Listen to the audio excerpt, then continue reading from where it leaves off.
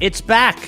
The Sonic Truth Dynasty Fantasy Focus podcast from playerprofiler.com. I'm Alan Seslowsky of RotoWire, the moderator of the Sonic Truth podcast, and back from Kansas City with boots on the ground. I'm along with Theo Gremminger and the Podfather. In a short description, Theo, give me a sentence or two of your experience down in Kansas City for the draft. I thought it was, not to get too corny, I thought it was inspirational because I was surrounded by so many people that really, really cared about their job, really, really cared about the content we put out. I would say to a man, every single person in that house, busted their butt to give the best possible coverage to our viewers and our listeners. We recorded multiple podcasts. I had the opportunity to go to the draft itself on night one. With Anand Nanduri, Jack Kavanaugh, and Jason Alwine. We really, I think we all put in a lot of work there. And then at the house, Billy Muzio and Dario were grinding out projections as the pick came in. I don't think any other site's doing that. Those guys were working their tail off. And Matt, and I'll give a shout to Alex Dunlap from Roster Watch. He was fantastic as well. Matty Kiwoom, Cody Carpenter was amazing. So I don't want to get too long-winded, but I feel very strong about the company I'm working for and the people I'm working for, and it was amazing. It was an awesome experience. For those counting at home, Kiwoom and Cody Carpentier emerged from that stream, or those successive streams. It was more than 10 hours of streaming as stars. I would just sit back on the other side of the camera and just enjoy listening to Maddie and Cody. Everyone was great. But who was carrying the show in round 6 and round 7? It was Maddie and it was Cody. And that shit I'll never forget. And I'm going to, as a viewer, because I watched all 12 hours. You said 10. It was 12 hours of content. No, it was more than 10 hours, Alan. That's 12. Yeah. And I was going to say, as a viewer, I would agree with you and say that, before I was aware of Maddie. Obviously, I know Cody a while now and have utmost respect for him. And yes, the guys that, your main people that came out and provided content as expected, over-delivered. But yes, I would agree with you there that Maddie and Cody in the fourth quarter, when everybody else was tired, came through and gave you that spark off the bench. And now I'm going to make some appointment viewing on YouTube to watch them. So as a fan, and I'll say, not to interrupt you, Alan, but I highly recommend the game plan. I think that's a fantastic podcast that Matty Kiwoom puts out. I've been a guest on it. Matt's been a guest on it. Maddie does a fantastic job. So if you want to hear more from Matty Kiwoom, that's every single Saturday. He does that live. It's a great podcast. Highly recommend it. And he touches on a number of Dynasty topics as well. A lot of great stuff from him. Podfather, what was the hardest part about putting that all together? Because this was the next level from where you did the stream last year, from the instant projections to the news desk. And I mean, putting it all together, what was the most difficult part? Because it looked polished on the air. I have good news for everybody. We already have a show that has been being workshopped. There's a couple episodes in the can already because it was brand new and wanted to work the kinks out. Matty Kiwoom and Cody Carpentier will have their own show on the network. It's called the Players Lounge, and we're still working out the details of the schedule. But those two guys are going to have their own show called the Players Lounge, where they do a lot of shit talking. And we may or may not have players actually come on the show and be interviewed. They're going to try to get together in person a bunch to have that couch feel. So it's already happening. The ideation is already happening. Like, it doesn't take me long to see what's good and just want more of that. So that has been the mission of Player Profiler from the beginning. That's been my North Star has been find what's good and get more of it. So if you're good, I'll just ask you for more. That's like a curse. It's a great curse. If you're around me and you're being good at this or being good at anything, then it's a curse because I'm just going to ask for more. More. Insatiable appetite. Look at Theo. Theo, does it seem like every day I ask you for a little bit more? We're deeply invested in putting out great content, Matt, and every day I'm doing something, but it's been awesome. I'll say one of the other highlights was our Dynasty rankings update. Matt put out his top 10 takeaways yesterday with Dario and I, where we talked about it a little bit, but this was a culmination of Matt, Dario, and I nearly falling asleep, staying up so late, grinding out those rankings updates. Well, he's a West deep Coast. into the Dario's night. in California. Yeah, but So he's a it's sleepy guy, Matt. 11:30 at night. It's 11:30 at night, and I've been up for, who knows how long every night with you guys in Kansas City. Long days in Kansas City, and then I fly home, and I fly into LaGuardia, and I've got to come. And then the next thing I know, I'm on my laptop in my dining room, literally falling asleep. I felt bad because I missed something. I woke up and I was like, wait, what are we talking about? Tight ends? Who? Where's Kincaid? I was like, but and then once I hit my own bed on Sunday night, I slept really well. Like, I felt really good about everything we accomplished, because it really was. It was like athletics, where I looked back and I was like, I don't think there's anything more I could have done. I think I did everything I could, like to box out and to make those runs, and whatever happens at that point. Yeah. Just as an observer, were you losing your voice a little bit on day 3 from all that talking? I sensed it in you. I'm very in tune with what's going on in the player profiler universe.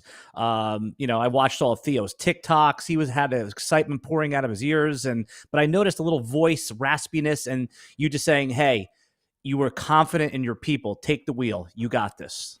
I was done. I'm still recovering. If you can even hear it today, the voice is not 100%. I'm going to do my best. We did miss you, Alan. Oh, no, Alan was invited. Alan has a pretty major position at RotoWire, and the idea that he was not going to be with RotoWire for any period of time during the NFL draft was actually just a fantasy that I had. So I asked him, and he goes, "Podfather, what the fuck are you talking about? I work for RotoWire, and I'm going to give everything I can to RotoWire, not this hobby podcast I do with you guys once a week. I don't know who you think you are that you can ask me just to drop everything and fly to Kansas City." And I was like, well, Alan, I apologize if that was any kind of imposition, but I got to be honest, we would like you to be there. How dare you insult me by inviting me to your amazing draft party? How dare you? That's I would say an embellishment of the truth. I was obviously flattered to be there. I'm a fan of the show. I've been for a long time. I love Theo. He was always one of my favorite guests on Mind of Mansion. I love Billy. I love the whole crew. Obviously, Cody, you. So I'm just excited to be part of it. But let's start at the beginning, guys. Right? We got an aggressive show sheet to cover here. We should start. Alan, I want to start. All right. We have to start. I want to start after this. Let's start. We got to go to commercial. We got to go to some kind of commercial here. All right, here I'll give you a good commercial lead in, right? Okay, yeah, I think we should go to commercial, because I forgot to tell you that based on the analytics, we basically have to go to commercial before the 10-minute mark, or else the commercial is not nearly as valuable. This is something that we've learned. Billy learned this. Billy figured this out. The CPM goes up if you have it. I don't know. It's something that we figured out. So I would ask everyone, if you're listening to the podcast or you're watching the stream, let's listen to the commercials, because it actually helps the show, because we get more funding to do more activities like broadcasting live for 12 hours from Kansas City. That's actually paid for by our sponsors. And so I'm going to give you a sponsor message from me for the Breakout Finder for this moment. But in general, I would ask all listeners around the world to let these ads happen without fast forwarding, if it's at all possible, because it does help us because this operation, as you might imagine, is getting more expensive. So we're trying to pay the bills here, and this really, really helps. 2 things help a lot.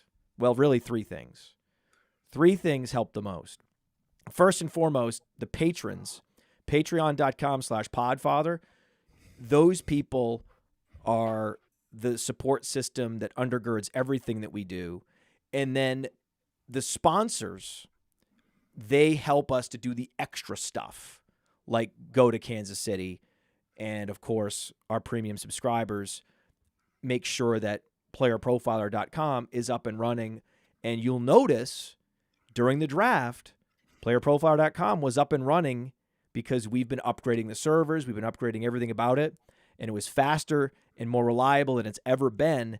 And that's because of the premium subscribers. So it's those 3 pillars of the stool that make all this possible. And with that, listen to me talk about the Breakout Finder. Oh, hey, it's Mr. Breakout Finder coming at you. The Breakout Finder features 3 key tools.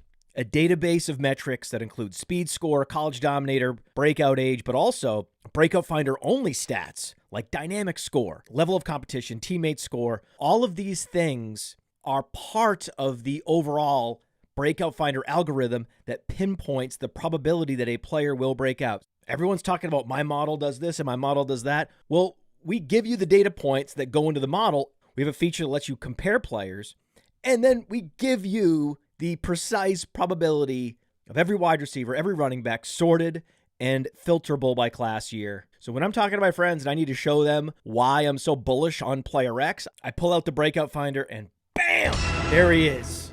So go to the App Store, go to Google Play. It's $5 to get the Breakout Finder, and then a couple extra bucks to get some of these additional enhanced stats. Go download it and thank me later. Yes or no? Did I just go to the bathroom in between that commercial? Take a guess. 1,000%. Theo? I'm going to go with Matt because you're asking the question. I'm guessing you did. I mean, it was like the craziest pee ever. Like, I'm telling you, I have the bladder of an 80-year-old man. It's not even funny anymore. But it's embarrassing because people think I go to the bathroom often to do drugs. Like, why is this guy always going to the bathroom? But I'm going there to pee. I mean, I don't do drugs anymore. No one assumed that, Alan, until now. So we've gone now 13 minutes of live streaming without talking about a single player, a single dynasty ranking. This is a failure by Alan. You got self-indulgent. I really wish that he had not even mentioned the draft house. We really wish he had just gotten to business and gotten the people the information they want. But no. He wanted to learn about what it was like. What did he miss? Congratulate us. We're patting ourselves on the back. Alan, can we get to some players? Can we talk about what we're doing in startups, what we're doing in rookie drafts, for Christ's sake? Let's start at the beginning. Everybody wants to know, is it no one? You don't need us to tell you that Bijan Robinson is the first pick in your rookie draft. I guess really the question, Podfather, we'll start with you. Is it easy or is it chalk? Bijan is the running back 1 in Dynasty. And I also want you to connect that to redraft as best ball season opens. This is a question for me? Yeah. Your name is Podfather, right? Oh, excuse me. I missed that. I was reading the chat. Fucking the fantasy plumber. What is he talking about? With enough commercials, the boys can get peelers at the draft party next year, and Alan will come. What does that mean? What's a peeler? Here, I do not Google. know what a peeler. I do not know what a peeler is. Fantasy plumber, please clarify that. I think he meant strippers. It's a nickname for police constable. I think he meant strippers, and it like auto-corrected or something.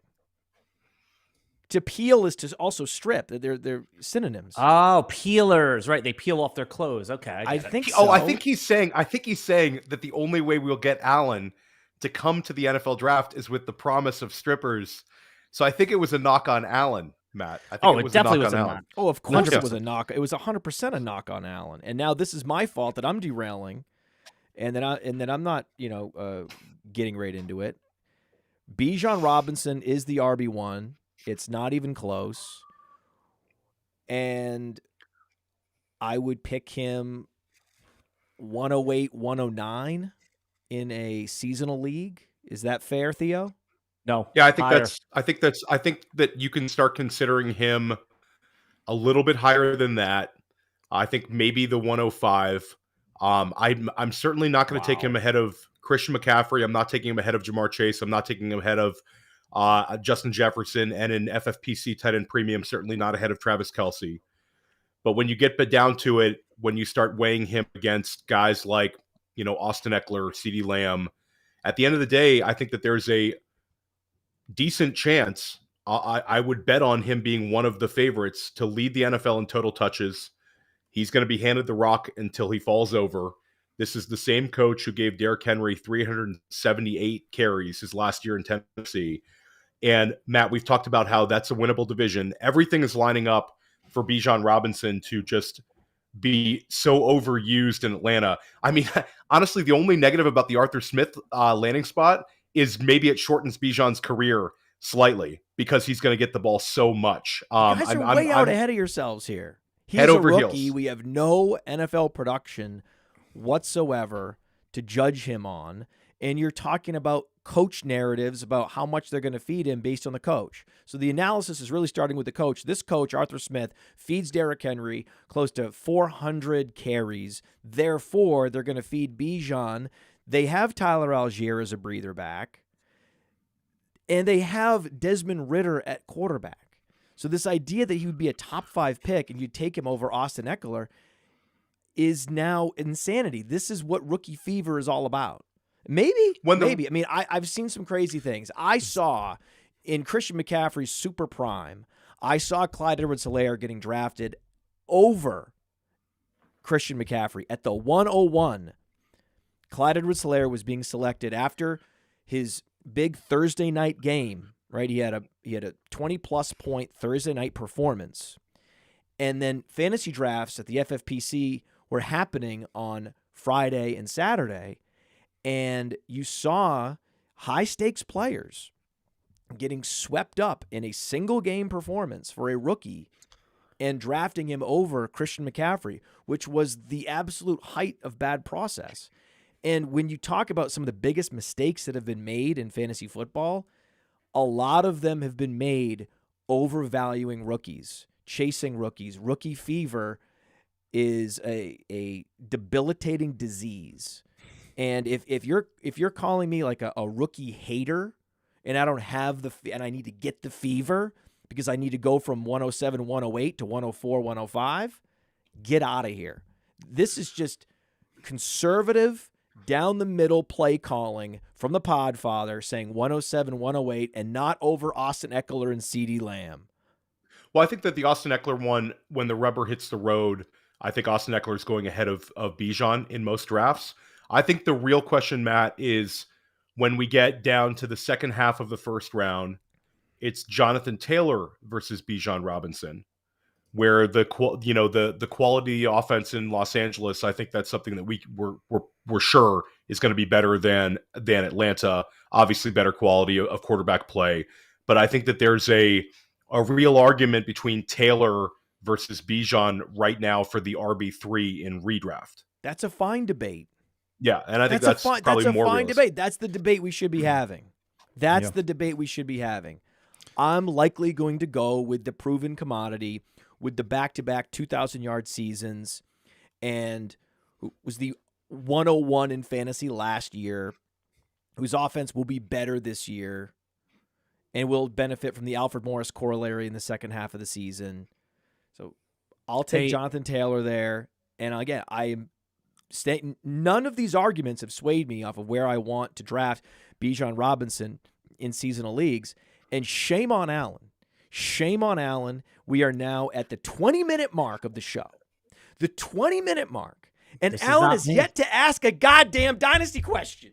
It's the Dynasty Podcast, the Sonic Truth Dynasty Podcast. Why are we arguing about high-stakes seasonal leagues, Allen? This is stupid.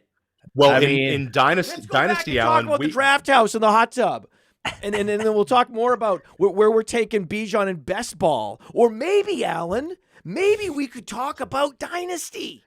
Yeah. See how that's the name of the show? This is the flagship Dynasty program for the network. This is the most popular Dynasty podcast in the world. How is it? This is not sustainable. It's not sustainable. We're not going to be the most popular podcast for Dynasty for very long if we go the entire show not talking about Dynasty the day after the draft. I've been in a bunch of these Dynasty drafts already, Theo, and Jahmyr Gibbs, I'm not talking about rookie drafts. I'm talking about I've done a startup already. Jahmyr Gibbs is getting pushed up the board, and it's time to really refine our Dynasty rankings because the shock, and it doesn't matter if you like Detroit's process about taking him at number 12, Theo, is there a case for Jahmyr Gibbs to be the RB2? Is that too aggressive? And where do you put him against the Dynasty value of someone like Travis Etienne? At this point, I might trade 2 Travis Etiennes for Jahmyr Gibbs. Because I think Jahmyr Gibbs they've told you exactly what they think of Jahmyr Gibbs. And when we get to Travis Etienne, I really like Travis Etienne talent-wise. No, you don't. Not if you're willing to trade 2 of them for Jahmyr Gibbs. Okay, Matt, but last year, Travis Etienne averaged 12 points per game. He had different kinds of splits, but we're talking about a guy that was a 12-point per game scorer who had a 7% target share, 7.8% target share. And now they've added not great backfield competition, but a guy who I don't have Tank Bigsby's stats in front of me, but I'm going to guess he had 65 plus catches in the SEC. He had over 2,500 yards rushing in the SEC, and they took him in the 3rd round. Detroit takes Jahmyr Gibbs 12 overall, and they go ahead and trade DeAndre Swift, 30 hours later. So literally everything that they're telling you is this is going to be the focal point of our entire offensive attack. Alan, Travis Etienne, I don't even think is a great at this point. I don't even think it's a great argument for trade equity, or for startup value. Now, 2023, Matt, 2023, Etienne, not to get off of Dynasty, but for 2023, Travis Etienne can outscore Jahmyr Gibbs. I think that is something that could absolutely happen. But if you're telling me over a 3 years window, which is how we like to look at things at Player Profiler, it's Gibbs all the way. Yeah, no, Travis Etienne it's definitely Gibbs, but not double. And I knew this would happen. I knew it. The Travis Gibbs Etienne, hype is going to get too hot. I called it on Sunday night. I said, you watch. For good reason. Watch the Gibbs go. Because you guys are talking about the focal point of the offense. I would run that by Amon-Ra St. Brown before you make a comment like that. That's the offense, though. That's the target tree. Jameson Williams, we've moved way down our dynasty rankings. He's going to miss the first 6 games of the season, and we haven't seen anything from him. I still believe in the Jameson Williams talent, but I think it takes a little bit of a leap of faith to picture him being a really, really impactful fantasy player. It's those guys. It's a offensive coordinator we love, and it's an offense that put up a number of points last year. They have some stability at the quarterback position right now. And Jahmyr Gibbs on those low ADOT throws, Jared Goff is very capable of being an accurate passer underneath. And I think that the writing's on the wall. At the end of the day, Alan, I think that the most interesting, I'm taking Breece Hall if I'm offered Jahmyr Gibbs for Breece Hall. I'm still on the Breece Hall side. That's still, I am still on the Breece Hall side. But Alan made an interesting point regarding draft capital, Matt, on Breece Hall versus Jahmyr Gibbs. The NFL valued, or at least the Lions, values Jahmyr Gibbs at a higher level than Breece Hall. Breece Hall is going to stay ahead of Jahmyr Gibbs on our dynasty rankings, no question. Theo, there was credible rumors after the draft that the Jets were going to take Jahmyr Gibbs at 15, to me signaling that they're not 100% confident in Breece Hall's recovery for the first part of the year in a win-now window. I think that this is a real debate. It's going to continue on. It's more than rookie fever. It's draft capital based, guys. And I think the real question, Podfather, if you weren't talking about actual, when you're in the trenches in the startup, Ken Walker's coming down. Gibbs is going up. It wasn't long ago that we had Ken Walker as our RB1 in Dynasty. So how are you parsing out those two guys given their new set of circumstances? Isn't Montgomery more of a threat to Gibbs than Charbonnet is to Walker? That's true, but I'm fine having that conversation. I think that's a debate. Kenneth Walker versus Jahmyr Gibbs is a perfectly reasonable debate. Gibbs has a little more upside. I agree with that. I mean, I think it's going to be very close. I think we have them adjacent in the Dynasty rankings. Based on the Gibbs ADP in rookie drafts just in the last 24 hours, Gibbs is going to be moving up because of that. I would go Walker. I would go Walker. Even if tomorrow Gibbs passes Walker on our Dynasty rankings, I would probably still go Walker. I haven't had that choice yet. I think it's a really difficult decision.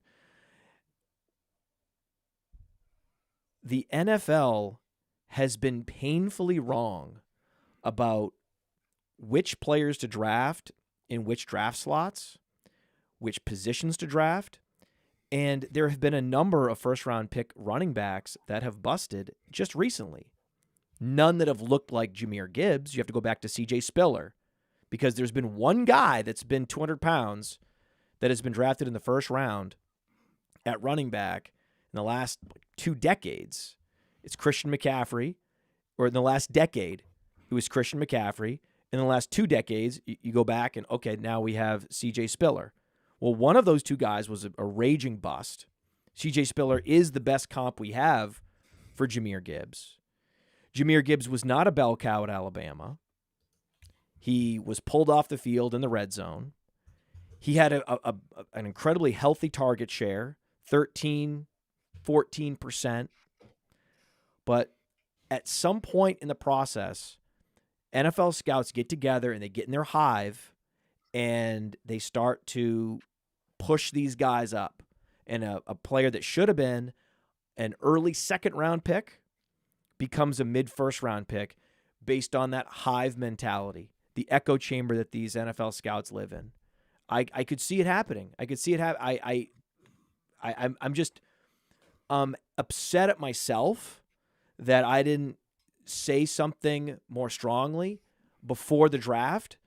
I was so sure this was going to happen, that Gibbs is going to get steamed up, and yet everything in my sort of logical brain said there's no fucking way. There's no way. And then I've never been this conflicted. I was like, I can't. They're not going to do it. They can't do it. Breece Hall didn't even go first round last year. It's going to be one running back only in the first round. Bijan Robinson. That's my head talking. But in my heart, I was like, you can't trust the NFL scouting industrial complex. Every time we try to trust them, they let us down.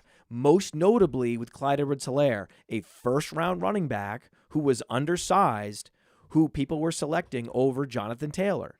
I think it even could happen that we 2 weeks from now, based on all this hype that I'm seeing, there's more hype for Jahmyr Gibbs than there is for Bijan Robinson. Well, because you can't push Bijan Robinson up anymore. He's at the ceiling. The hype for Gibbs. So you're going to start to see articles written about why Gibbs is a better pick than Bijan. No, I'm not even kidding. You think I'm lying? No, you don't think I'm lying. You think you're going to see? I don't think you're lying. I know it's going to happen. And this is why I'm on the show. I'm on the show because I've been through this for 10 years. I've seen it all, going all the way back to C.J. Spiller, even before I had a podcast. I've been playing Dynasty, and I've seen it all. Theo, that's why we're not out over our skis at Player Profiler on Jahmyr Gibbs. And that's why a guy like Theo, he's going to get checked. He's not doing his own rankings in a vacuum. He has me, and he has Dario, and he has the whole team to check that enthusiasm a little bit and have the perfect ranking on the site for the player, which I believe is aggressive. But then I look around and I'm like, well, it's not aggressive enough. It's crazy what's happening right now.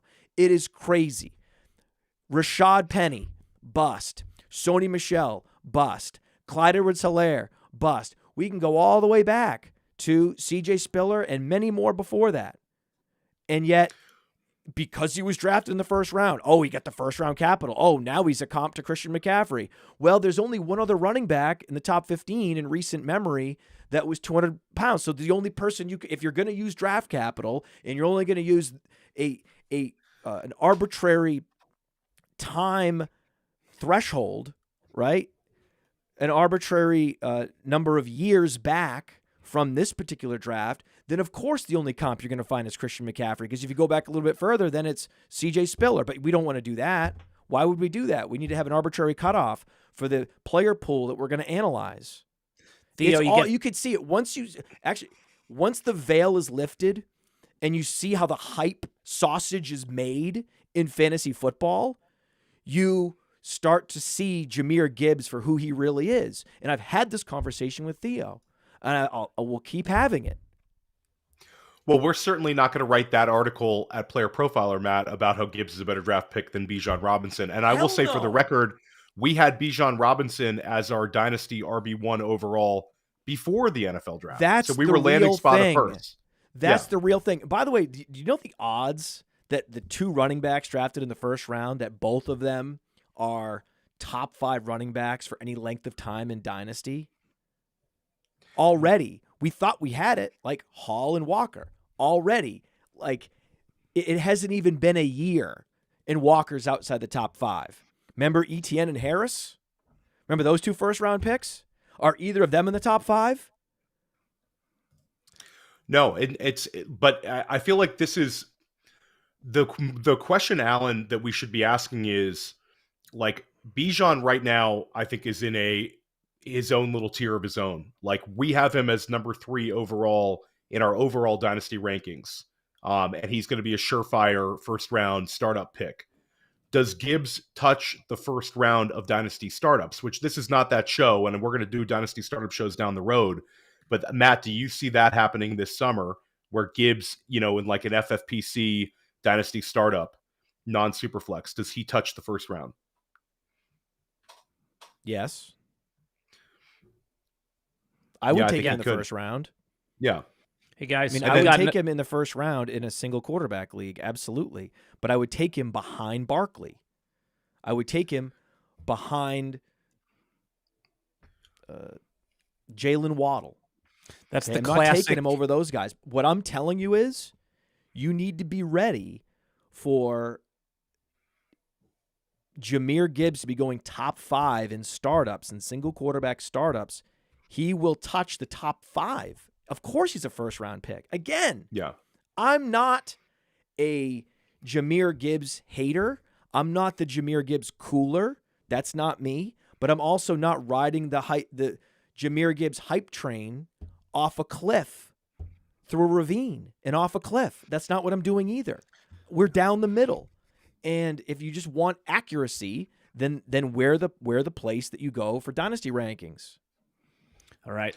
I think we've said it all right there, guys. To be continued all summer long about the Jahmyr Gibbs helium. I think both guys made really good points. And right now, if you're doing an early draft, wait for it, Alan.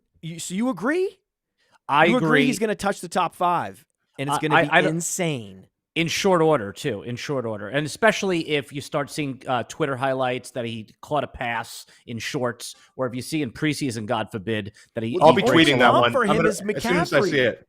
Guys, the only comp for him is McCaffrey, and if it's not McCaffrey, it's Kamara. And if it's not those 2 guys, well, you're foolish. Except, well, the problem is he's 15 pounds lighter than Alvin Kamara.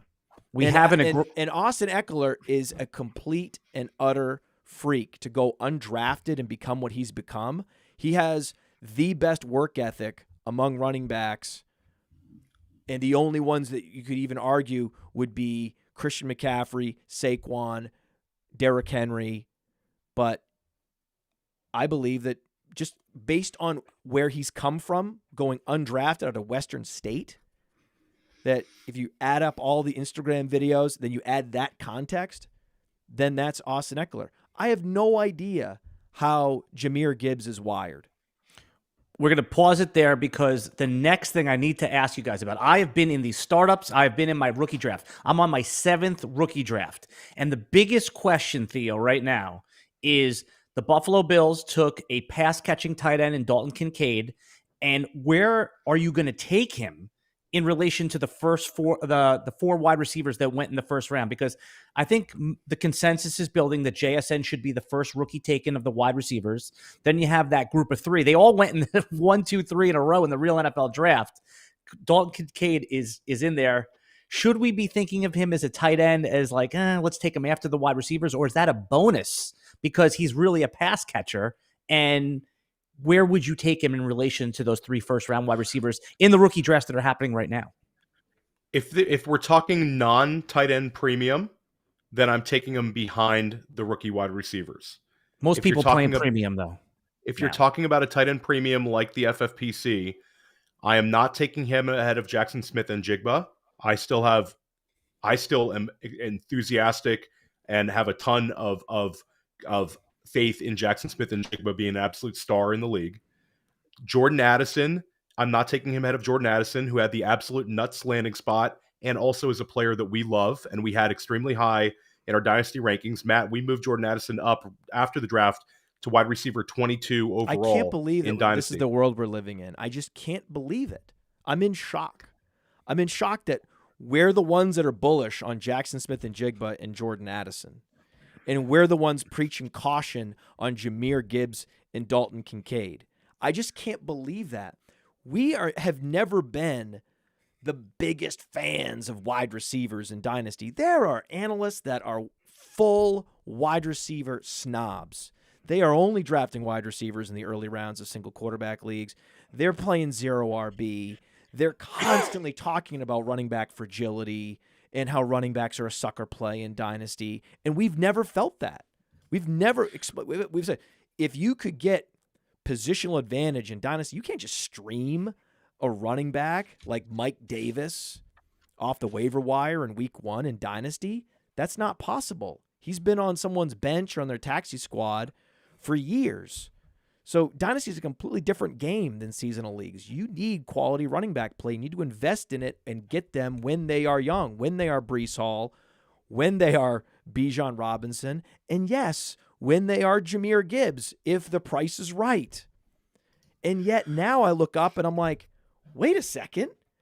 We're the ones that are the super bullish place on Jaxon Smith-Njigba, who everybody saw at the highest level of college football be the most dominant player. This is weird. And Matt, I think it's also odd, and I had this conversation with you on Friday before we did top 10 takeaways, and this draft itself was a win for fantasy. Draft capital matters for these guys. Before we went into the draft, Alan, we knew that we would have one running back drafted in the first round, and we talked about on this podcast how we thought Cincinnati or somebody like Dallas, somewhere in that range of the draft, would take Gibbs potentially, but it wasn't a lock. We get 2 running backs that go in the first round. That's a huge win for fantasy. Then we have 4 wide receivers taken in the first round. When Matt and I we probably had to set an over under, we would have said 3.5 because Quentin Johnston thought could potential. That was the over under. That was the over under, but me and you personally would have probably said 3.5 was correct. I would have said 3. So we get a win on that, and then tight end, we don't get 2 tight ends selected in the first round, but we get 1 selected in the first round, and then we have 2 go in the first 10 picks of the second. So this was a win for fantasy, and I think that there's so much negativity towards this draft. Jaxon Smith-Njigba is a talent that you do not fade because of landing spot. Jaxon Smith-Njigba is the kind of talent that changes offensive coordinators' game plans. And I'm not saying this is going to be his amazing smash year. Tyler Lockett is a very, very good player, and Tyler Lockett is not going to disappear.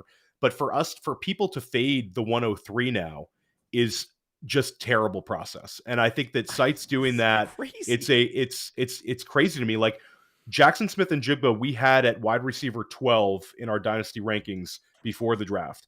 He adjusts slightly because year 1 matters, and year 1 is not going to be as good as it could have been. But Jaxon Smith-Njigba is not a player you need to overthink. I can't believe, Matt, that we're having to spend time on this podcast talking up Jaxon Smith-Njigba and justifying people taking him. This is like the weirdest thing ever. And he was the first wide receiver off the board, and he went first round. You're going to fade a wide receiver based on landing spot? It's absurd. It's not like, yes, there are certain landing spots which are suboptimal for sure. Baltimore being the stone worst landing spot. And unfortunately, a wide receiver we like in Zay Flowers went there. And that's still just to me, a buying opportunity. Oh, well, what about Rashad Bateman? You said that about Rashad Bateman. Yeah, but I also said that about DJ Moore. And most of the receivers that we've said that about, including Allen Robinson, have eventually broken out either in a terrible situation, like Allen Robinson had a 1,400-yard season with Blake Bortles, and then you could have cashed out when he was headed to the Rams, the best quarterback play of his career. You still had the opportunity to cash out on Allen Robinson.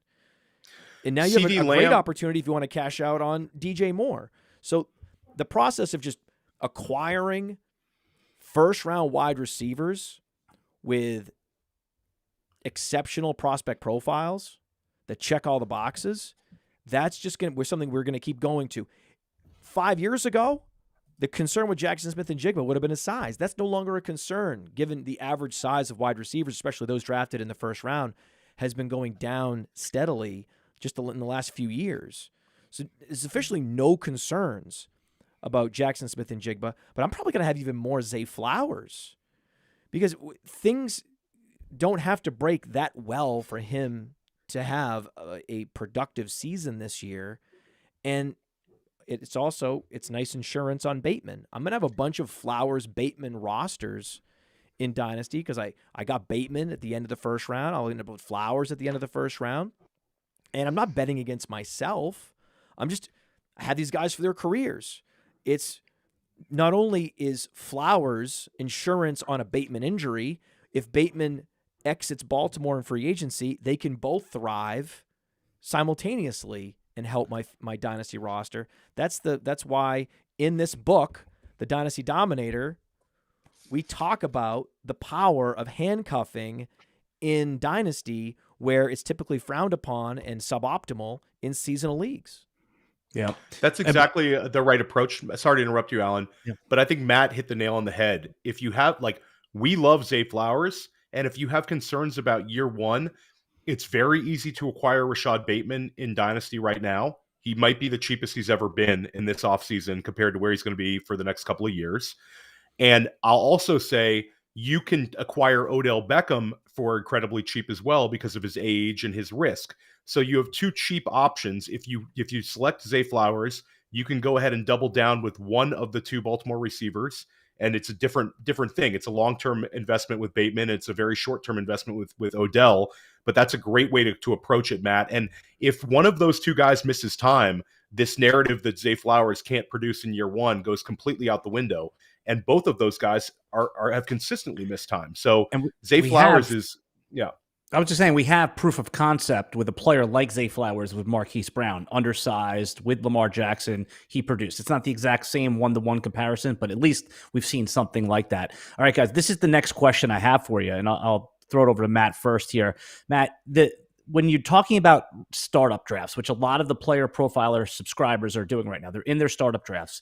The problem is you have to take someone like JSN over, if you actually want to get him on your roster, over the older, productive wide receivers like Tyreek Hill, like Devontae Adams, like Cooper Kupp. Now, we all know that those three wide receivers are going to outproduce and maybe double his fantasy point production, but that's not how it works in startups. So are you willing to do it in the third round when those guys go, the late second round?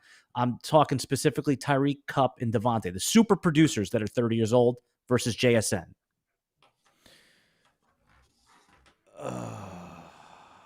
These are real questions people are facing. I think, Alan, you can also answer that based on how you approach the first two rounds. Because if Matt would have drafted a player like, Saquon Barkley in the second round, maybe he would be more apt to go for it in year one. But how would you do it? To me, I don't need to. I don't think Jaxon Smith-Njigba makes you into some long-term build. Yeah, I believe enough in the talent. There, I wanted to say Cooper Kupp. I really did, but Cooper Kupp is also coming off an injury. He's going to be 30, and we don't know who his quarterback is going to be. We think that Matthew Stafford is going to come back from the neck injury and being a broken man, and they're going to put Humpty Dumpty back together again. I'm not so sure. So I think the answer there is Jaxon Smith-Njigba, though. Every fiber of my being is I'm an all-in sort of win now guy. I know Jaxon Smith-Njigba is not necessarily a pure rebuild play. It's not rebuild. It's just like that's the cost if you want him. And it is just the cost. It is right. the cost, and I'm happy to take it. And by the way, in the meantime, I looked up the cost of Zay Flowers and Rashad Bateman. Get this. In Superflex, if you happen to draft Lamar Jackson, you could wait until the double-digit rounds to get Flowers and Bateman. You could double tap Flowers and Bateman in round 10, 11 in Superflex. So now, is that the there's answer? been very few startups that have happened.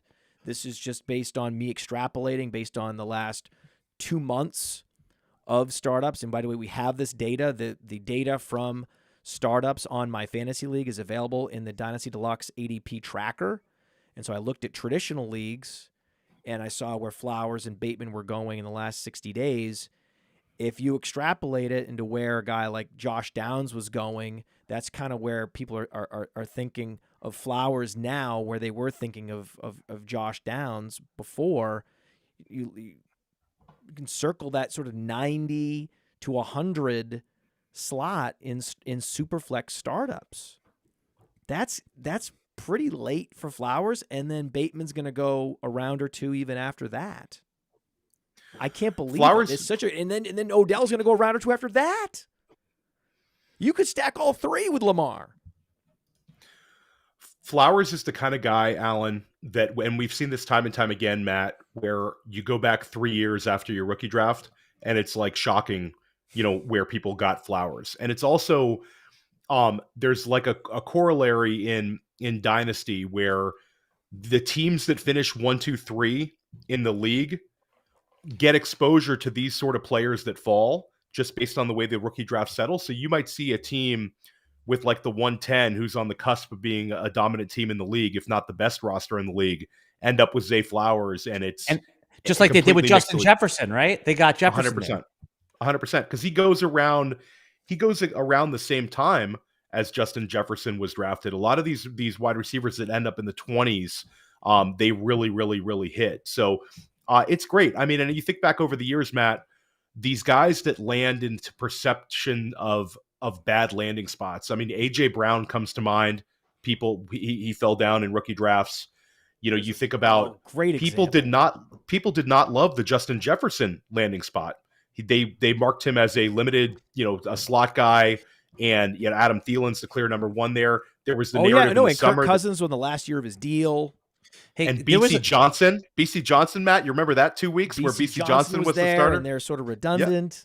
Yeah. Theo, there was people trading away like the 1, 2, 1, 3 in their Superflex drafts for pick 1, 7 and 1, 10. So you gave away 1, 3, and you got Justin Herbert and Justin Jefferson.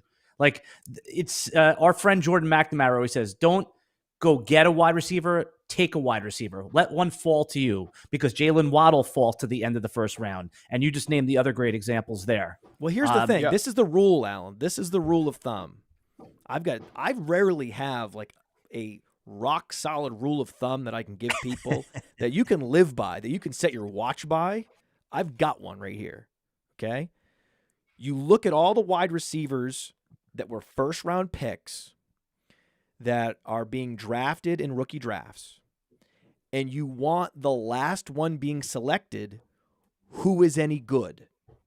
So he has to be good. He can't have a 17% dominator rating like Henry Ruggs.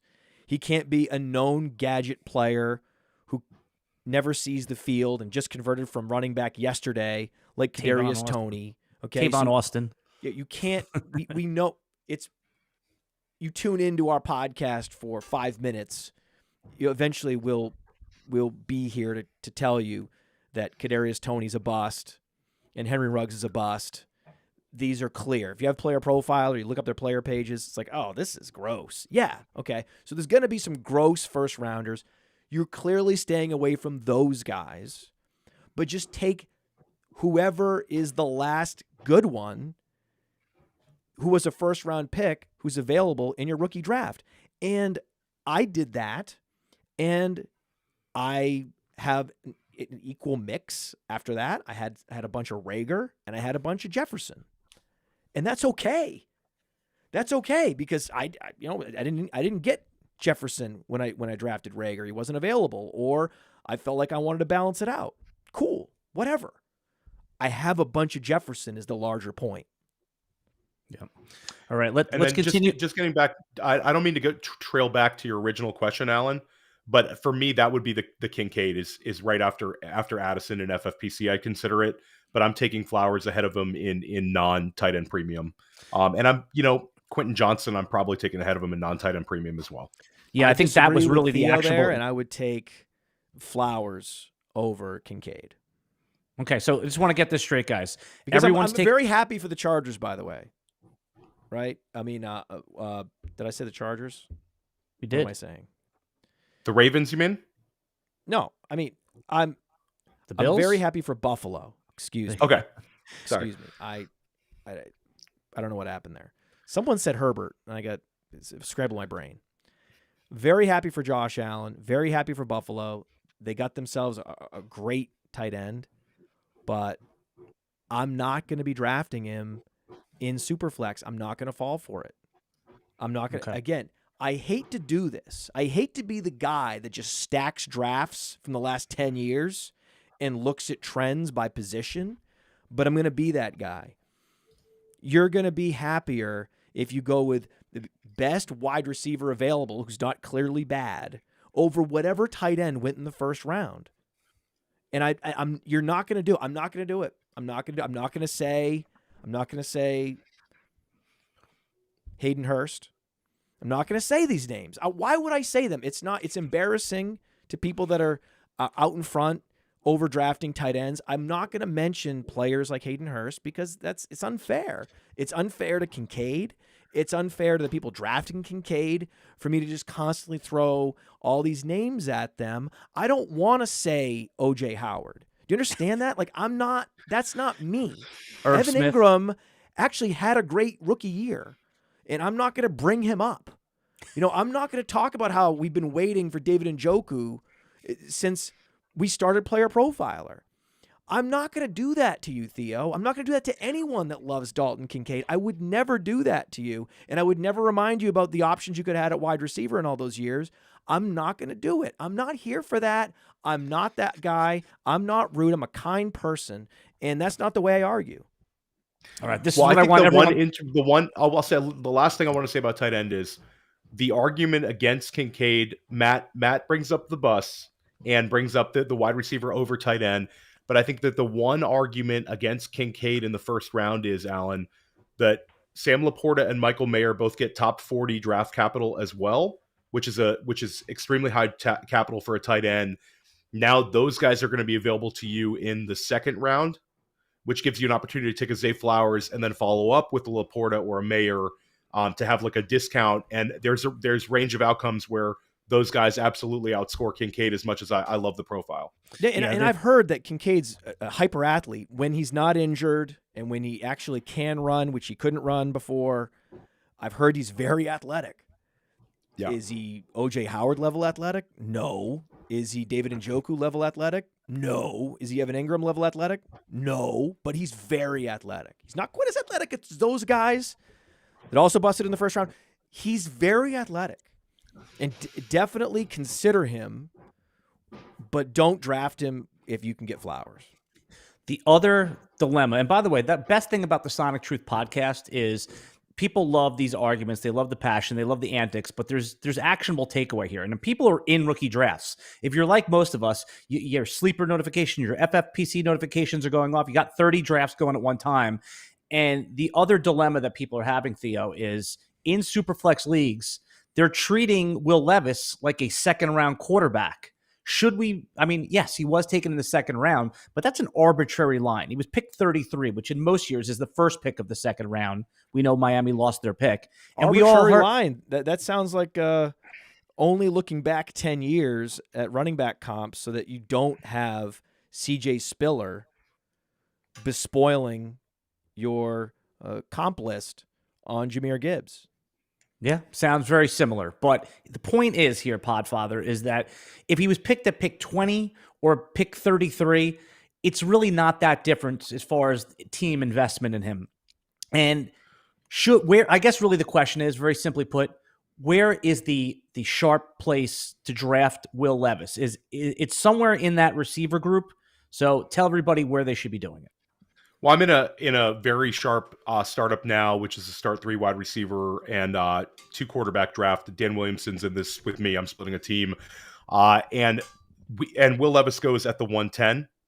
I think that's about right, because Will Levis dropping out of the first round, like we can say, I think that Matt and I, when we talked about it, was Tennessee most likely tried to trade up into the end of the first round. That rumor was out there, but the Chiefs and the Eagles both land unbelievable pass rushers for that portion of the draft in terms of value. Buffalo trades up to get Kincaid, so they obviously really, really valued Kincaid. They weren't going to drop down into the second round and lose him. So I believe Tennessee tried to move up to go get into the end of the first round to get Levis. So they probably viewed him as a guy that was a late first round pick. But again, he didn't go there. So there was, I think that like the 110 in a super flex league is kind of an appropriate place to adjust Levis to. I would not go much higher than that. I just have some concerns. We're very, very spoiled on recency bias in Dynasty. We all fall for it occasionally. And the most recent second round quarterback was Jalen Hurts, which was about as good of a finish as you're ever going to see. So Will Levis, I don't want to get to that point where we're going to steam him up too high and pass on more surefire guys or guys that have a better chance of success than a high second round pick. But we like the landing spot. I think that he lands with Mike Vrabel, which is a coach that's shown a willingness to let the quarterback have design runs. It's a run heavy scheme, and Will Levis, will have a chance to have enough rushing ability to kind of support himself in fantasy if he earns the starting job. And he does have a big arm, and we like Chigakonkwo, we like Treylon Burks.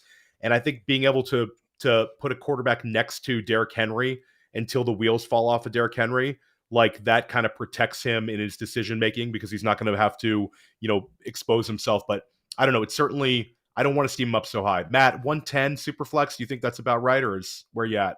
A little high. A little high? Second round? Yeah. Second round? Second round pick. I'm not sorry. You're not getting him. You're not getting him. I'm not getting him. Yeah. I'm not going to get him. If he had a profile that's even close to Derek Carr, I mean, Derek Carr is really what we're looking for, right? Derek Carr is what we're hoping for with Will Levis. Okay, Jalen Hurts, that's not a profile that's even comparable, right? Yeah. But early second round, guy that had a big arm, arm talent. That was the whole reason why Carr went where he went. Arm talent and prolific passer at Fresno State. The problem was that Derek Carr was a super prolific passer at Fresno State, that he put up numbers that Will Levis would have super jealous of. So I don't want to be that guy. I'm not that guy. I'm telling you, I'm not going to go through the second round, late first round guys that look like Will Levis and throw all these comps. I'm not going to say Paxton Lynch. I don't want to. I'm not going to say these names. Drew Lock. Why? I don't want to hurt feelings. That's the one, Matt. that love Will Levis, and I'm not going to mention these names. Why would I? Why would I? Jimmy Garoppolo. Why? It doesn't make sense. It doesn't make sense to constantly irritate people with all of these unfortunate players that are in that zone that are surefire busts. And when you take a step back and you look at Will Levis's decision-making, and you look at his touchdown-interception ratio first and foremost, it was never above 2-1. And if you can't get above 2-1, it's going to be very difficult for me to feel confident drafting you. And then if NFL evaluators, we talked about it, NFL evaluators get it wrong on quarterback in a couple different ways. They get it wrong because they put too much emphasis on arm strength. They don't put enough emphasis on mobility. And that's been starting to change, right? That's been starting to change. They're putting more emphasis now on the S2 test. Will Levis performed well in the S2 test. Okay? But I also know that Blaine Gabbert had one of the highest Wonderlicks on the board, right? And another comp that I have And again, this is a first rounder, and I'm sorry, I don't want to say the name Jake Locker. I don't like doing this. Do you understand? I don't like doing this, listing all these guys that either had better profiles or higher draft capital than Will Levis and busted. What's the upside though if it hits though? Like let's say there's good things happen. What kind of a quarterback? Give me a comp of something where okay, I need a quarterback in my Superflex league. I'm on the clock, pick 8. I have a good team. I'm hitting Will Levis. I'm taking the chance. Things work out. What's it look like? I think that Matt said the name Jimmy Garoppolo, and I think that would actually be a positive outcome for Will Levis to end up being a multiple year starter that is a quarterback 18 to quarterback 24 level guy. A QB2, but not an exciting QB2. I think he has a little more rushing upside than Jimmy G. But I mean, Matt, when you said, I'm just to get back to where we would draft I him. hate facts. It really bothers me to have to throw so many facts at people about the low hit rate on players with this profile. I hate it. Like, you think I like talking about the fact that Jahmyr Gibbs is 199 pounds? You think I like talking about that? Bryce Young is 5'8". You think I like talking about that? He gets an inch shorter every time I go on air. I don't like talking about that. I don't like talking about why players like CJ Stroud, though he got drafted later after the NFL evaluated both guys, I don't want to disagree with the NFL. It's just they're wrong so damn much. And then the day after the draft, it's like they've been right as rain forever. It's weird. Yeah. Look at these teams that needed quarterback that passed on Will Levis. The Tampa Bay Buccaneers need a quarterback pretty bad, really bad, and they said no thank you. The Washington Commanders, they said no thank you. The Tennessee Titans had an opportunity to draft him and did not. Took their chances. And Minnesota, the New Orleans Saints, they have Derek Carr, but wouldn't it have been it would have been a great idea? Does anyone think Derek Carr is the long-term answer for the Saints? No. But so the Seattle Seahawks, they have what, 2 years of Geno Smith coming up? Wouldn't that be the perfect understudy for Geno Smith? Geno Smith, by the way, has a very similar profile to Will Levis as a second-round pick, and it took him a decade. Right.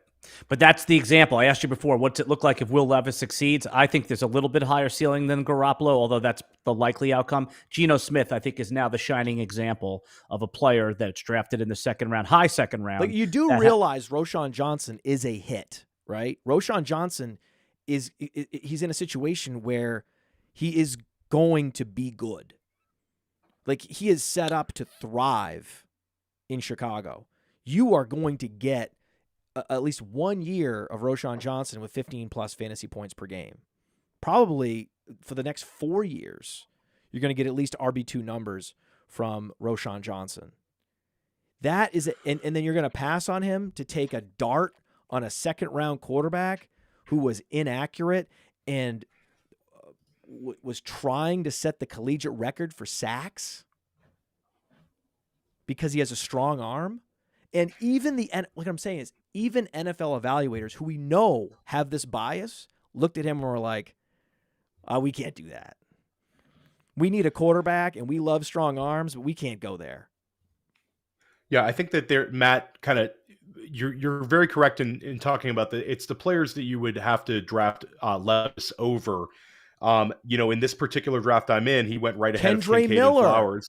Kendry Miller, Devon Achane, Miller's a hit. Zach Charbonnet, and Roschon Johnson. I would take all ahead of those guys, and then we'll go a little bit deeper. People love Devon Achane. I keep people.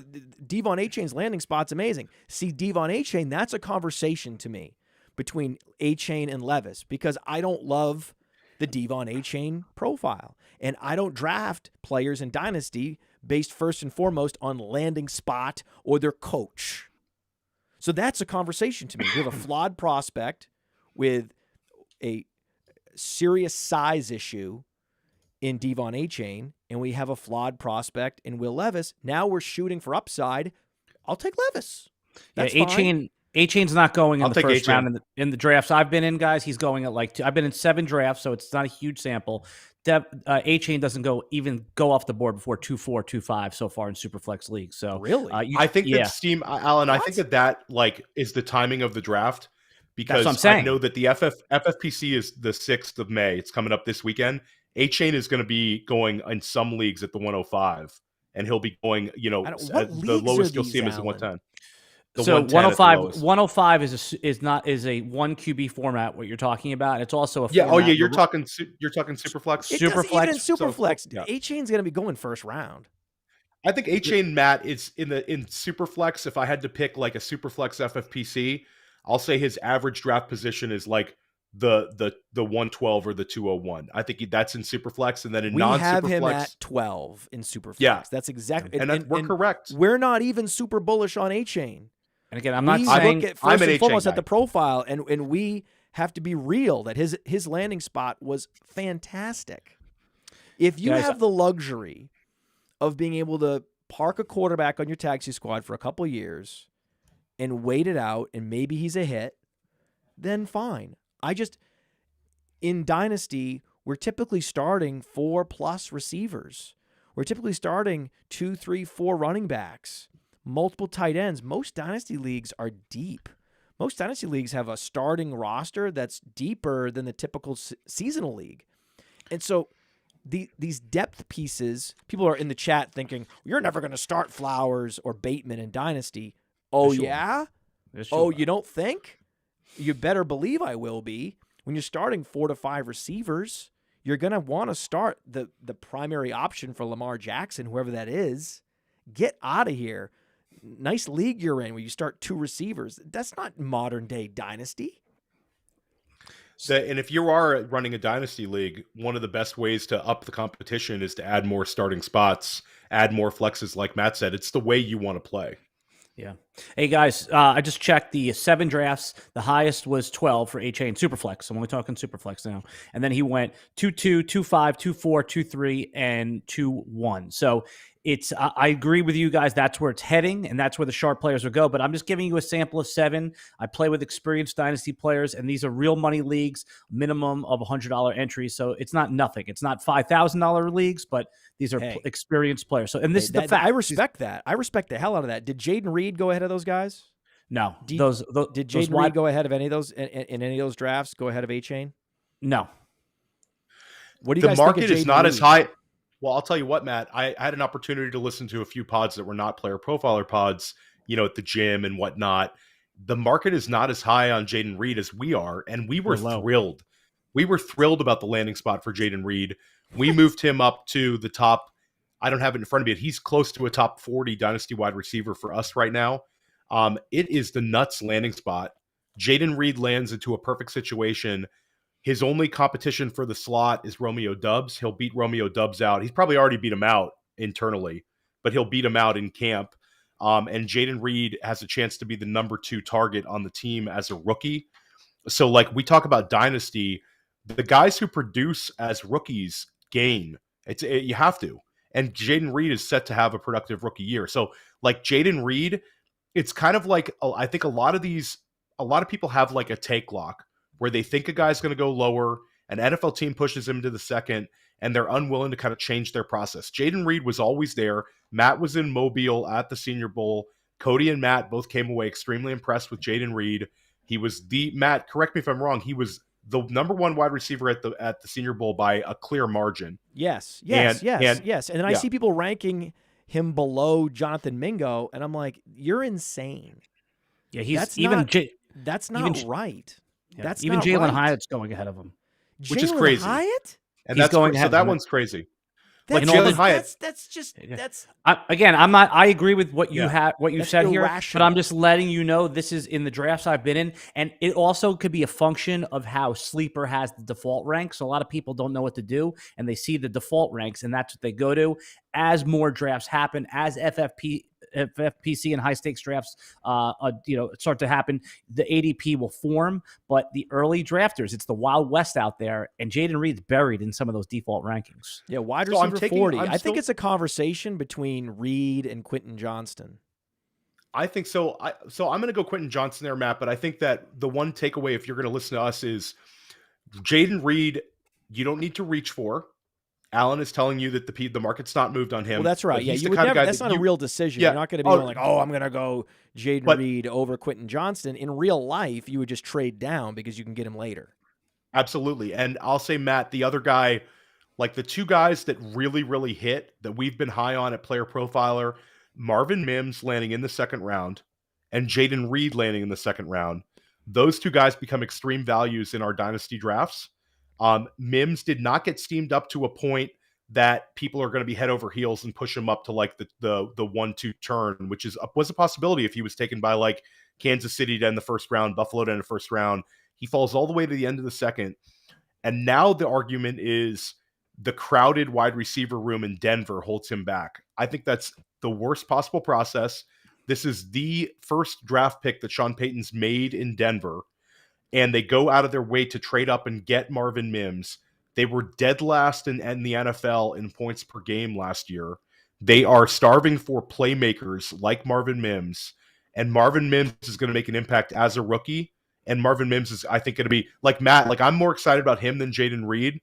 I think our boy Theo froze up there, but that's okay. I love that face he made. What is the even though rationale? I like Jaden Reed a ton, and both of those guys have a fire outcome. Then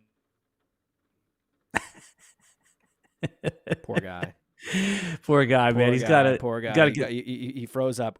We've told Theo, by the way, that he needs to get a hardline connection. Both Alan and I. One of the reasons why our connection is better, why, by the way, our face is never pixelated and we never glitch out, it's because we have a wired coax cable from our computers to our router.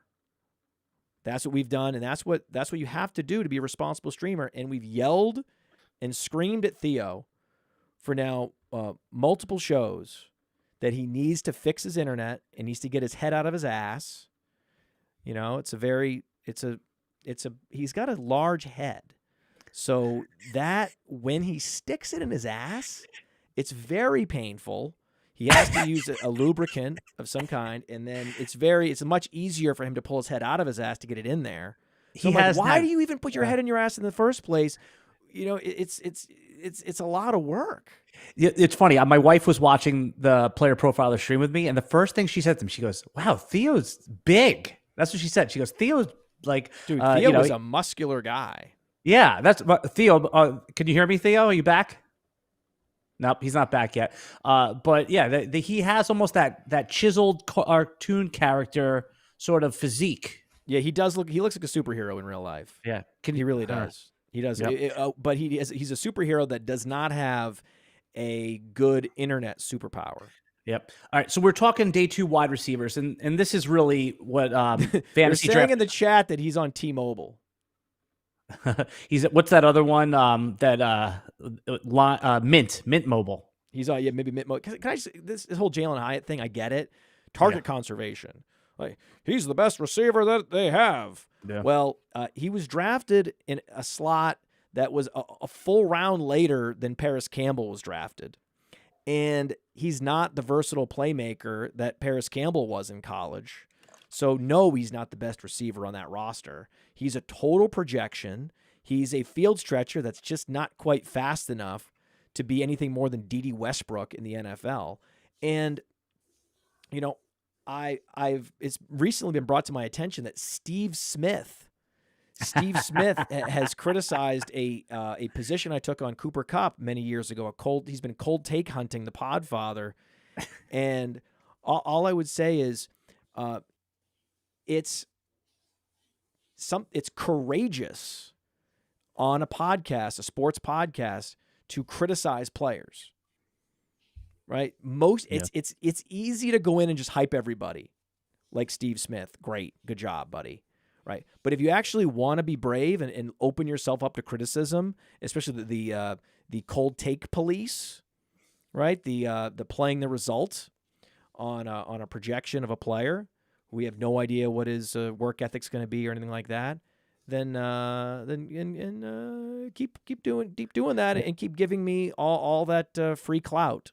I'm soaking it up. I'm loving it. But we are unafraid to give people like the real talk about players. We've been doing it going all the way back, right? All the way back. And what I want, most notably, Clyde Edwards-Helaire, that's the best. That's the best example. But for every Steve Smith, dunk, I get someone else that's tweeting me, Bustler does it again when he scores a touchdown in the XFL, because that's where a lot of these guys that we don't like are headed. Yeah. What I want people to do right now is, if you're in the chat, we were talking about Will Levis, we were talking about Dalton Kincaid, and we were talking about the first round wide receivers. Put your ranking in the chat for those players. You don't have to include JSN. I think everybody agrees that he's first. But after that, the 3 wide receivers, Quentin Johnston, QJ, you put Addison and Flowers, Kincaid, and the quarterback, Will Levis. I want you to rank them in Superflex for us. Let's see if we can get a consensus. And also, if you enjoy videos like this, consider hitting that like button for us. All right, Podfather, I want to talk about the second round wide receivers a little more. The one player who rose up in the process later and is Jonathan Mingo. Do you like the landing spot in Carolina? And where should fantasy drafters be taking him? Because by week 6, given that there is an opportunity maybe to get targets right away, will he be the guy who like, look where he went in all these drafts and I could have had him? Yeah, we like Jonathan Mingo a lot. Jonathan Mingo rises early second round. That helps him, that he was officially a top 40 pick. That's great news. He's one of the true alphas in this class. He was not Jaden Reed at the Senior Bowl, but he was good against some incredible corners. I mean, the best corner in the draft was actually drafted in the second round. Did you know that? I didn't know that. Okay.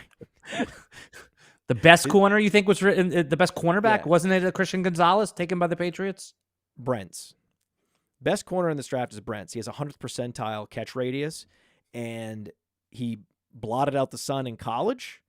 And why was TCU so good? Well, Brent's was a big reason for that. And then at the Senior Bowl, it was unfair. It was unfair whenever he would go up against anybody. So he was shutting everybody down at the Senior Bowl.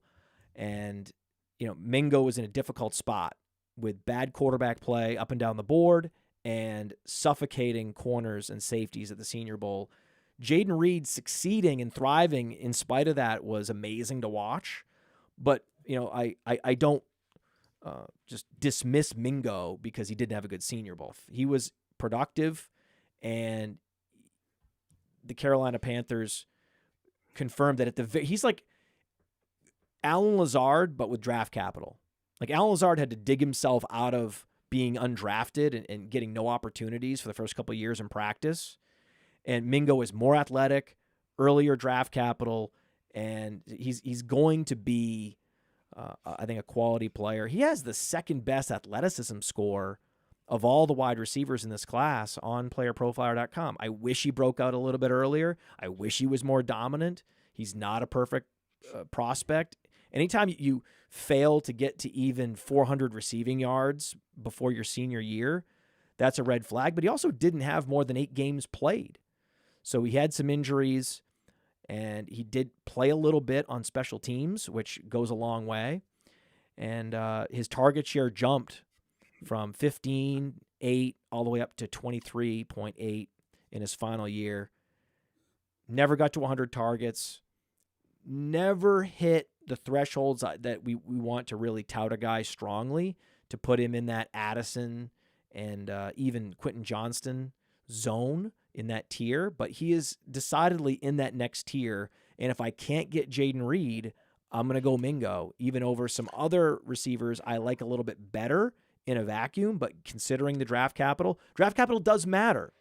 Yes. But it matters in this situation, right? If you have a question of like, well, he keeps dismissing draft capital, says it doesn't matter. I never said it doesn't matter. It does matter. So when I'm deciding between Mingo and Josh Downs, do I think Josh Downs is a better receiver? Absolutely. Better route runner, better in most aspects of the game. But I'm going Mingo. And the number one reason I'm going Mingo there is that Josh Downs was a mid-third round pick, and the probability of a mid-third round pick breaking out is much lower than a top 40 wide receiver, especially one that at least meets some key thresholds that we like. And it just so happens that he looks like the only true alpha in terms of an X receiver, a prototypical X receiver in this class. If you're in a startup draft, which one of those Panther wide receivers do you want more in a startup setting? I'm talking, of course, about Terrace Marshall, who did flash a little bit last year. We've actually seen it now a couple times pop. So Terrace Marshall or Jonathan Mingo in a startup format. No, I'd take, to use Theo's rhetorical trick, I would take, one Mingo for 3 Terrace Marshalls. So you think he's 3 times better? I mean, because you were big on Terrace Marshall, and I don't think he's done anything to say that he's, we should just discard him. I mean, they did add Adam Thielen, they did add DJ Shark. There was weeks last week, Podfather, where the DFS crew were like, "It's Terrace Marshall week." I mean, he did flash. There was some, he's got more competition for targets. So you're just pushing Marshall to the side for the unknown. Yes, Theo, you're back. No, he's back in vision, back. but we can see him. Yeah, but we can't. I don't think he can hear us. Not yet. So eventually he will, and he'll pop in. So more startup questions though for you, Podfather, because that's what people. Let me answer this question on Terrace Marshall. On Terrace Marshall, you got to know when you're beat, right? You got to know when you're beat. And are we saying that Terrace Marshall is outside the top 100? No, but he's down in that zone, right? He's down in that Chase Claypool, Michael Gallup. Oh, no. That's with those guys. I guess, you know what? Those guys did flash at Donovan Peoples-Jones. These guys are in their mid-20s. They've never really broken out. They all had less than 10 fantasy points per game last year, and they're flailing. And the probabilities will tell you it's probably not going to happen. The thing is, though, if I had to choose between a guy like Nico Collins, who's in the same situation, right? He was a 3rd-round pick, same year as Marshall, a 2nd-round pick, but the Texans didn't draft the same kind of target competition like Jonathan Mingo that the Carolina Panthers did. That's when you see the difference in lifetime value rating, when you see Nico Collins where he is on our rankings versus Mingo versus Terrace Marshall where he is. That's the difference. It's like the probability that Nico Collins can break out this year is actually quite high, given that he's their best receiver. He's their number 1. Robert Woods. Well, I guess Mechie is. You could say Mechie will likely be the number 1 because I think Mechie's going to be all the way back this year, and so I give Mechie the benefit of the doubt on that.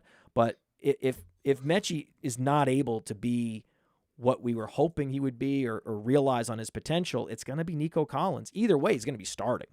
You don't think Robert Woods is going to garner the most targets on that team? I'm not saying that we like him and he's old and he's not, but he's listed as the wide receiver 1 on the depth chart. It's not like I'm talking about Thielen. You understand? I'm not. Not only do you need to know when you're beat on a prospect, like I'm not full truther on Terrace Marshall. I'm a half truther, right? There's some people that have Terrace Marshall just gone, like he's down to 0, like they're just like it's over. I'm not saying it's over, right? But I'm not full truther. I don't know where that is. I'm a medium truther with Terrace Marshall. I'm very open to it happening. It's certainly much more likely to happen for him than say Laviska Shenault. Okay, right. So I'll give you that. He's dead. And I like him more than Adam Thielen because when it's over, it's over. I mean, you gotta call the bottom. It gets done. Like Woods is done. He's dust. Adam Thielen is dust. It's not like when the efficiency metrics crater and you're past age 30, you need to wake up and realize what you are. Now, Cody claims that Adam Thielen has an incredibly high dog rating and is going to be doing everything he can to get his body back to where it needs to be. The problem is that Adam Thielen was never like an upper percentile athlete. He was always a guy that was able to use the mid athleticism that he had plus the incredible work ethic to get where he was. When you lose that athleticism, the baseline athleticism, then you're just a guy like me out there trying your hardest, and that's not good enough. That's the problem that Thielen's going to have. That's also the problem that Robert Woods is going to have. Robert Woods was not an exceptional athlete either. So it's not good. The idea that you would not draft a player because Adam Thielen's on the roster or Robert Woods is on the roster doesn't register with me. Yeah. And those are the types of players that I would just say that is what dead weight looks like on a roster. There's a fine line between an Odell Beckham, who I think has some real upside this year, and a guy like Adam Thielen, Robert Woods, where it's over. There's not a story you can tell to get you excited about Thielen or Woods. I think that's really the decision people are having in these rookie drafts between Bryce Young and CJ Stroud. It's whose weapons are better. And what's really interesting and why I know you guys like Stroud over Young. The reason that I like Young over Stroud is the weapons now and the weapons in the future. Houston giving away that first round pick next year at a chance of getting Marvin Harrison Jr. really just, it's not going to get any better unless they sign free agents. But for our last topic, Podfather, our last topic of the day. It is very close. It is razor close. One guy have to make a was the decision. 102, one guy was the 101. One guy's 5'6", the other guy's 6'3". I like how he gets smaller. Wait, he's like this is me analyzing Bryce Young on the Sonic Truth podcast. Oh wait, shit. See, I'm bucking up so you can hold on. Yeah, this is me analyzing Bryce Young on the Sonic Truth Dynasty podcast. Did you see the superimposed podium picture? Talk to me about it. Yeah, there was a podium that was like over his head. Everyone said it was a real podium, but it was a Photoshop, I believe, where the podium was like up to here on him.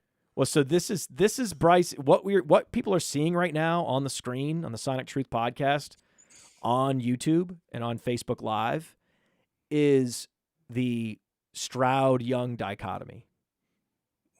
This is it. Allen is Stroud. I'm Young.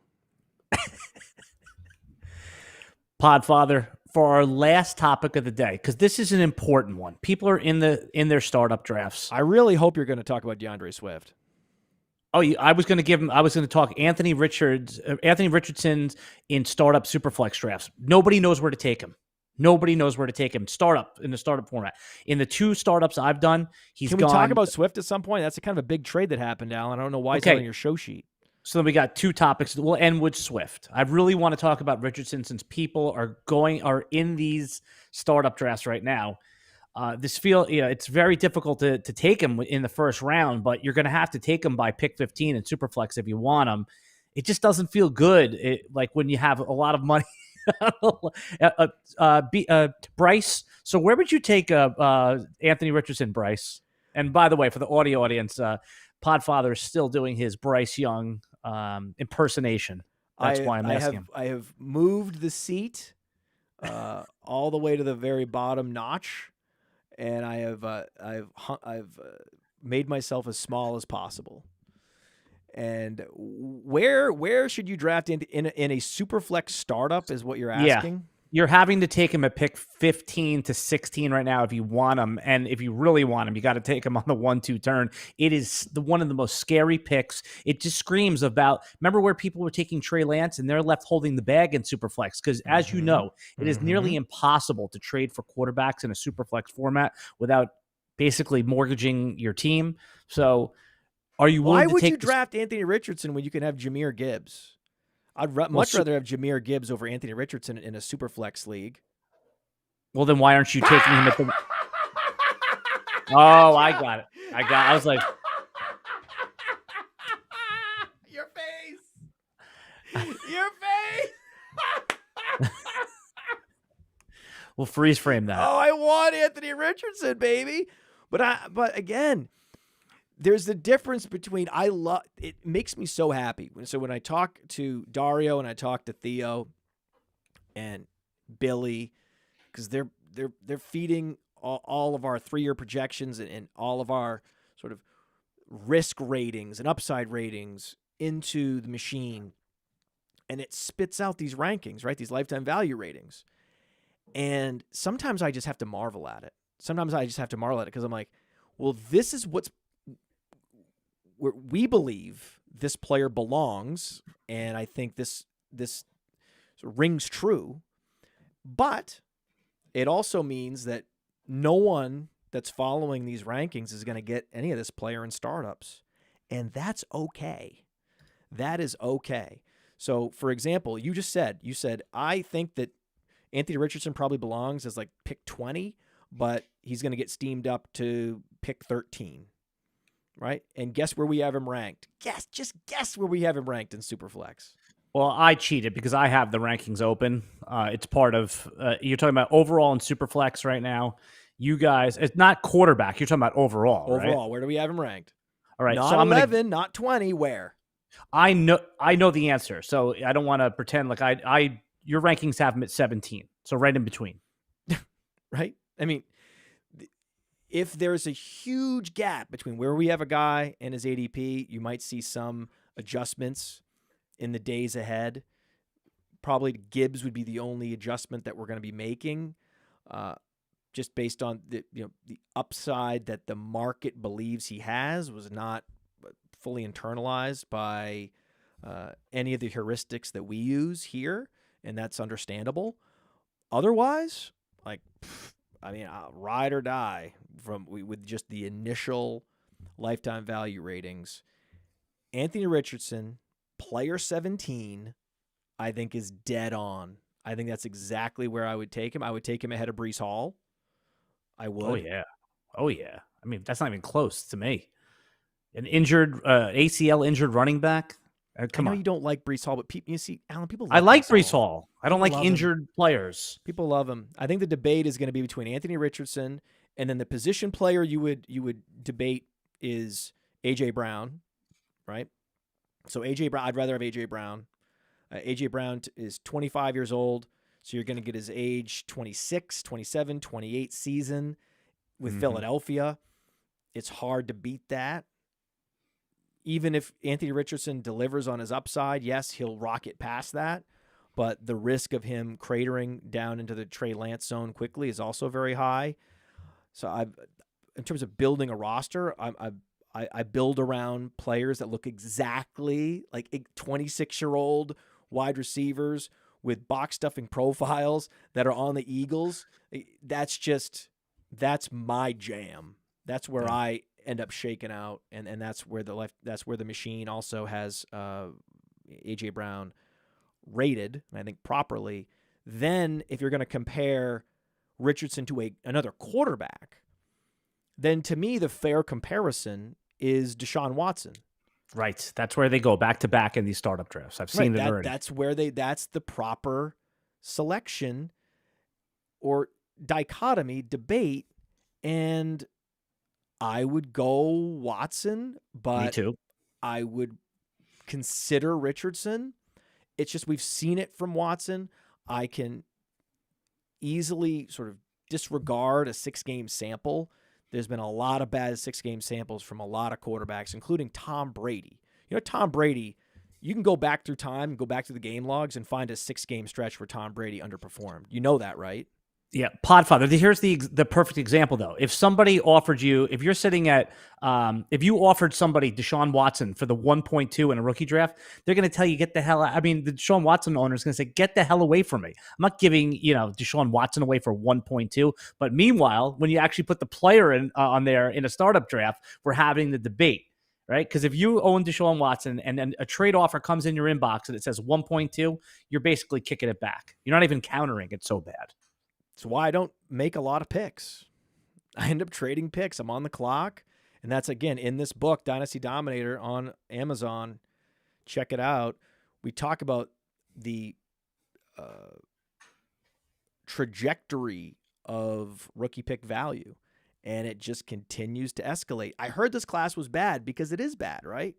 And the funny thing is, we were talking about how underwhelming this rookie class was, and then the draft happens, and it got a lot better, like Theo was talking about. And yet I hear these backwards-thinking experts, so-called experts in Dynasty, saying that this draft was bad, these landing positions were bad, that the class has lost value overall. And the only reason the class has lost some value is because some premium running backs got punted by the NFL, like a Zach Evans, a Banacanda, and that does deflate the class. But the steam up for Gibbs, for Bijan, for Anthony Richardson, for so many of these other players offsets it. So that's the right way to think about it. Is there's incredible upside for Watson, but we've seen it. There's similar upside for Richardson that we haven't seen, and that's why the move is Watson. All right, let's finish up with DeAndre Swift. I think we should talk about DeAndre Swift, the big trade of the weekend. That's what I said. So let's finish up with DeAndre Swift. Did you add that to the show sheet finally? Yeah, I mean, it's there. It's there. But here we go. This is the days of him being a top 5 dynasty running back. I mean, ship sailed, right? That's not even the discussion anymore. The question is, the buy low window, that's not happening either. But is the buy low window that was happened before he was traded, is that now quickly shifted to a sell high, or are you happy to have this guy in your roster? Just hold on to him. He went from a sell low to a buy low. It was like this. To a hold. That's really what happened. I was trying to get rid of him if I could, and then I was trying to get him. Like as soon as they drafted Gibbs, it was a 24-hour buy. Remember, I went on the RotoWire show. Isn't this what we talked about on the RotoWire show? Yes, it is. What did I say on the RotoWire show, Alan?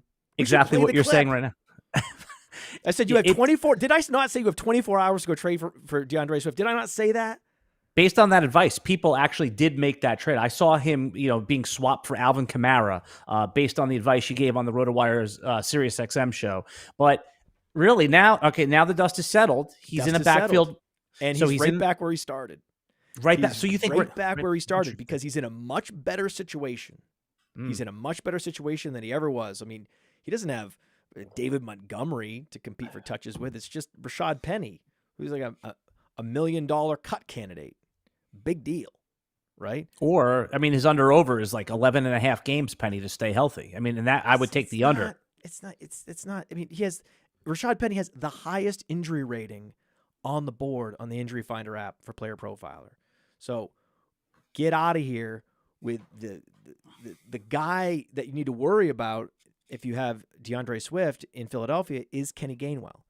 Kenny Gainwell is a harder worker, better work ethic, however you want to think of it, and more of a team player.